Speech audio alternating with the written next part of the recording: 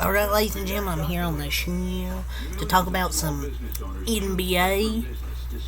We're going to talk about the latest news. I just uploaded my recap for Game 2 of the Warriors-Lakers series last night, so if you haven't watched that, go watch that. The Dodgers started 3 games against the Padres, so I'm going to get back into doing the Dodger recap. So they started 3 games against the 3 games against the Padres tonight. I'll start first game of that series, recap that tonight. So let's get, but all promoting stuff out of the way. Let's get right into it. So Brian Windhorst, he says the New York Knicks are monitoring Giannis Antetokounmpo's situation in Milwaukee. So, quote, the New York Knicks, for example, they got 97% of their attention on the Miami Heat, 3% on their attention on Milwaukee. So, they're basically talking about the future look for Giannis. And Brian Windhorst apparently is talking about the Knicks. They're going to monitor his situation. But while most of their attention's on the Heat right now in the playoffs, there's possibly a little bit of percent chance of attention of Giannis in Milwaukee. But the Knicks want everyone, but I'm pretty sure every team is monitoring the situation in Milwaukee. I mean, I'm sure the Knicks aren't the only team. Like, I'm pretty sure every team is looking at the situation in Milwaukee with Giannis Antetokounmpo. This guy just generates so many clicks, dude. But I'm sure the whole league is, by the way. But I'm wondering what a realistic trade package would be. Say if a trade could happen for Giannis Antetokounmpo. I don't know, but this is hilarious, dude. He's not gonna go to the fucking Knicks. But don't start this BS. Brunson's the only person to actually go to the Knicks. I don't know why Giannis is staying in Milwaukee. I would like to see Brunson and Giannis on the same team, those alley-oops, but it's not going to happen. So, the Detroit Pistons, per Mark Stein, the Pistons have been mentioned as a team to watch in terms of potential suitors for Dillon Brooks.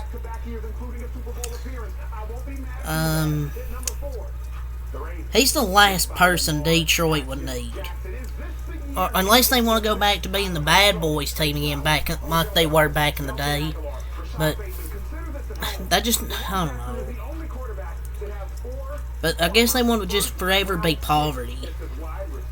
Now you can watch him sign a 1 year, get that gritty attitude with the youngins, but not too much, or like a gritty attitude, and then they just fucking get rid of him after 1 year.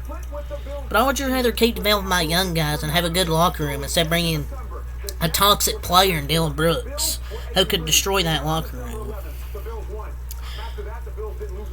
Okay, they need a defensive wing. I get it, but Dillon Brooks, really? Okay, the only way this makes sense is if he stops chucking shots and goes back to being a 3-and-D wing. It's the only way this would make sense. I feel like people are gonna be done with the Pistons if this happens. It's just Dillon Brooks just chucks up way too many shots, and he thinks he's better than he really is. He's just a trash player. And he's a decent defender. I don't think he's elite. He's definitely not a good offensive player. Dude's fucking dog shit. Dude wants a bigger role, but yet in this small role he has, can't make a shot to save his life. Even when he's wide open, but whatever. So competing executives around the league don't expect the Raptors to retain Gary Trent Jr. per Eric Pincus. So there's some competing executives thinking the Raptors, they're not going to bring back Gary Trent. And I wouldn't be surprised. It's kind of sad to see him most likely leave that team, but it's not shocking.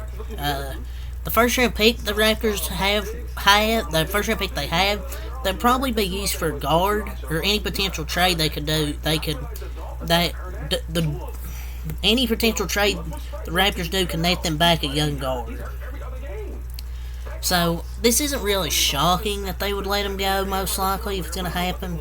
I think he's a good pickup. He's a good 17 to 20 point per game scorer.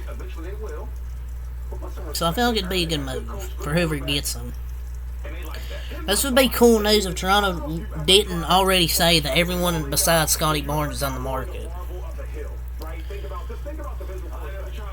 So report the Utah Jazz keeping a quote very interested eye on Luka Doncic, the situation in Dallas per a report. That would be interesting there, Luka Doncic to Utah, but this is literally the only thing much I have to say about this. It's like that quote from Neymar Jr. plays soccer: 1% chance, 99% faith. This is literally 99% faith, 1% chance. There's no fucking way he's going to Utah. They can keep an eye all they want, but don't mean anything's gonna happen though. There's just no way I can see this happen. Lauri Markkanen and Luka would be a great 1-2 duo. Would be a great duo right there. But I feel like people are gonna make that joke now that they only get white players. So you get Lauri, Luka, Kessler. They're all white. Billington, they're white players. I've seen that meme going around, but that's not gonna happen. There's no way they're getting Luka.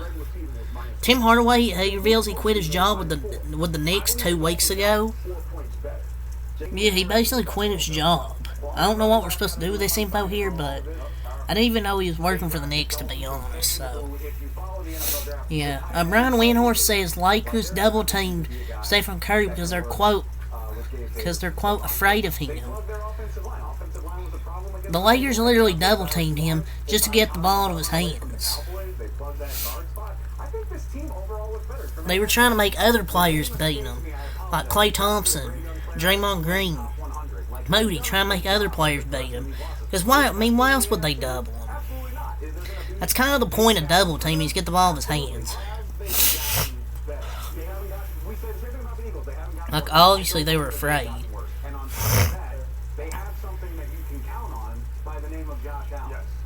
But Curry done a good job last night of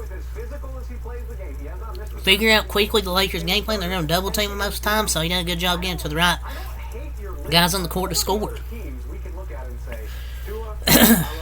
So Stephen A said on First Take, Stephen A, he says Jason Tatum hasn't been the Celtics' best player in the playoffs for the past 2 years. He says Jaylen Brown has been more reliable for the Boston Celtics than Jason Tatum. Unquote. And he's kind of right. I mean, I feel like Jaylen Brown's outperformed Jason Tatum in the postseason these last 2 years.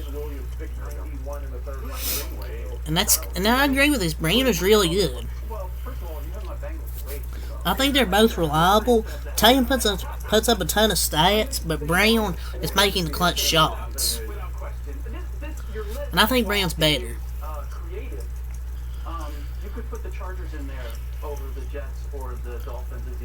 So, Brian Windhorst, he believes Milwaukee could be in trouble with the uncertainty surrounding Giannis' extension and the free agent decisions of Chris Middleton and Brook Lopez. Mark Lasry sold because of the thundercloud that's on the horizon. So, Brian Windhorst thinks they could be in trouble after their first round exit. The uncertainty surrounding Giannis, the extension, and the free agent decisions of Chris Middleton and Brook Lopez. I see them bring back Brook Lopez and Chris Middleton. But I feel like Middleton could go. But I feel like they might keep Lopez because he's one of the best bigs in the league. He's one of the best past season, and the defensive player of the year. Or he was runner-up, I think. But I think they're gonna run it back next year. I think they'll creep Chris Middleton, Brook Lopez. I really do. Crew chiefs for tonight's games: Denver and Phoenix. Zach Zarba, Boston and Philadelphia. Scott Foster, the legend himself, is the crew chief for tonight's game. Well, I don't know why they keep getting him so many big games, but it's whatever. Doc Rivers, he didn't have a problem with James Harden going to Las Vegas in the middle of the playoffs.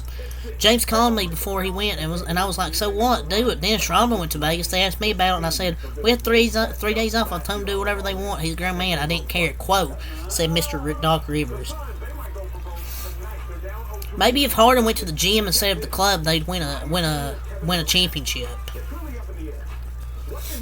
I mean, he's not. Doc Rivers isn't his dad, but you can't just be going to clubs in the middle of the playoffs. I mean, it's just the truth. The Clippers may not have money to afford Russell Westbrook, per Eric Pincus.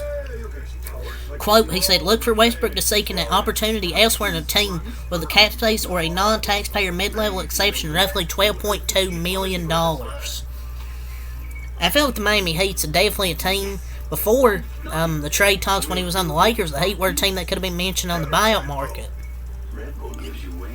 Instead, he went to the Clippers, but now he's probably not going to be able to come back. But I feel he's really disrespected at times. I could definitely see him returning. Not returning, I could definitely see him going to the Heat.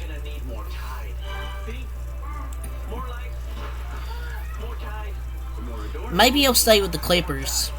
Maybe he'll just take less money. We'll see. Jay Williams, he called out Anthony Davis for his lack of consistency. There are times when I watch AD, I'm like, your ceiling is on the level of Jokic or Embiid. Maybe better, but your floor is JaVale McGee. You literally can't hype him up if you want him to perform. One game, 24 points. One game, 22 points. One game, 13 points. 31 points. 12 points. 31 points. 16 points.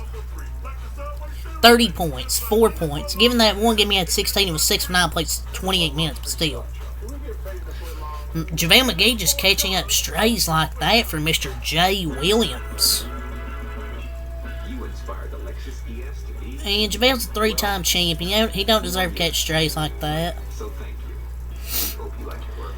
But Jay Williams does have a point though. AD, his ceiling is that level of Jokic or Embiid, but he's just too inconsistent compared to those guys. He just has to play better. It's just the truth. There's a, quote, really strong chance that Ben Simmons plays for Australia in the World Cup this year. So, there's a strong chance he's going to play in Australia. Yeah, he won't even make the team. Maybe if he shoots better on the opposite side of Earth. Australia doesn't need this dude. So, the Miami Heat are betting favorites to land Dillon Brooks per Bet Online AG. So, they're currently the betting favorites to land Dillon Brooks. Where's the Shanghai Sharks? Where's the Guangdong Tigers? Where's China? I don't see those teams on this list. Yeah, but there's no way the Heat are gonna want. I don't even know who would want this dude. This dude's trash. His trash talk's worse than his actual play on the floor. Breaking. Yesterday, the Bucks, they fired Mike Budenholzer. After their first round exit, lost to the 8th seed Miami Heat. They made the decision to fire Mike Budenholzer. And maybe this is the right decision, but I feel like he could be all part of just the scapegoat. But I felt maybe it was time to do it.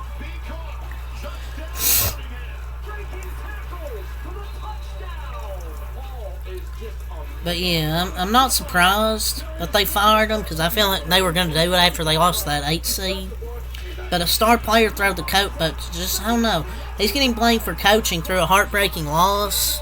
I don't know. NBA analyst rips Stephen A. for recent LeBron James Steph Curry take. I mean, what credibility does Stephen A. even have left, though? He's not really too credible. So there's a report the Miami Heat trading Bam Adebayo cannot be entirely ruled out. Surely he's not going to get traded. Heat Nation is literally fucking clickbait. There's no way it's going to happen. He's definitely not going anywhere. You've expected more from him as a player with the staff, but they're not going to trade him. There's no fucking way. Barring a setback, there's optimism that Jimmy Butler will be able to play in Saturday's Game 3. So that's some really good news for the Miami Heat, that they're going to get Jimmy Butler back for Game 3, because they need Jimmy Butler. If I'm Kawhi Leonard, I would really consider retirement. Quote, said Paul Pierce. I feel like everybody's saying this about Kawhi Leonard, but says the guy who stayed around a couple of years too long. Said Paul Pierce. Literally old man himself who should have retired earlier, but yeah. That's the end of this first NBA news. So until next time, Alkali. Peace.